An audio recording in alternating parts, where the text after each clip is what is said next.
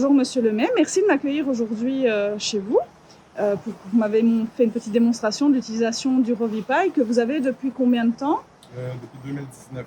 Depuis 2019. Avant, vous utilisiez quel type de système pour le paillage? Avant, on avait un HPAL, puis nos assurances ne veulent plus qu'on utilise ce système-là pour nos étables. Fait que, dans le fond, on a regardé plusieurs autres systèmes, puis le système qui me parlait le plus, c'était le RoviPy. Ok.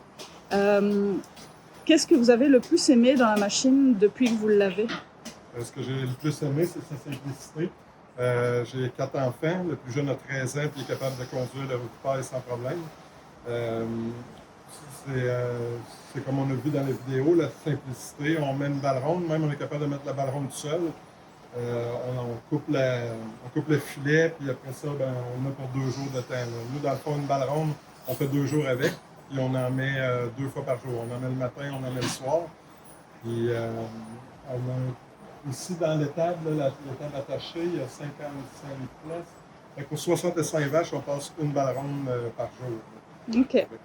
Aux 2 jours. Aux 2 jours. Puis, si vous deviez pointer un point négatif du RoviPy, ce serait lequel? De ne pas l'avoir acheté avant. Très bonne réponse!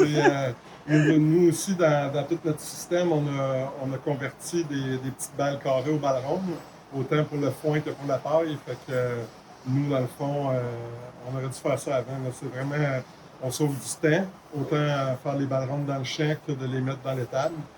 Puis l'HPAL, il y avait juste moi qui l'utilisais ou le plus vieux, mais là maintenant n'importe qui peut l'utiliser. Fait que, on peut prendre congé, puis les enfants s'occupent tout seuls de mettre la paille. Puis c'est simple, c'est facile à conduire. Là, il n'y a pas avoir steering. Puis on est capable de reculer même dans des endroits plus restreints. Ok.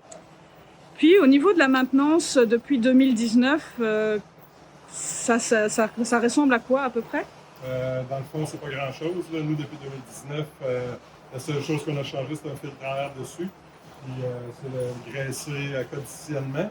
Une chose qui est importante, c'est nettoyer le filtre à air souvent. Parce que vu qu'on est dans la paille et tout ça, ça fait beaucoup de poussière, le nettoyer souvent. Et depuis 2019, là, on vient de changer le filtre à air. C'est la seule maintenance qu'on a fait dessus. Puis un autre point que je trouve important, tout le monde pense ça quand on voit le prix de la machine. Oui, à première vue, ça a l'air élevé, mais quand on l'a dans l'étable et tout ça, le prix vaut l'équipement. Ça, je ne regrette pas du tout. C'était une barrière un peu au début, l'espace. La machine passe partout, et le prix, mais le prix se justifie. Là, la machine vaut réellement ce prix-là. Répétez-moi ce que vous m'avez dit tout à l'heure. Votre concessionnaire vous en a amené un en démonstration, puis?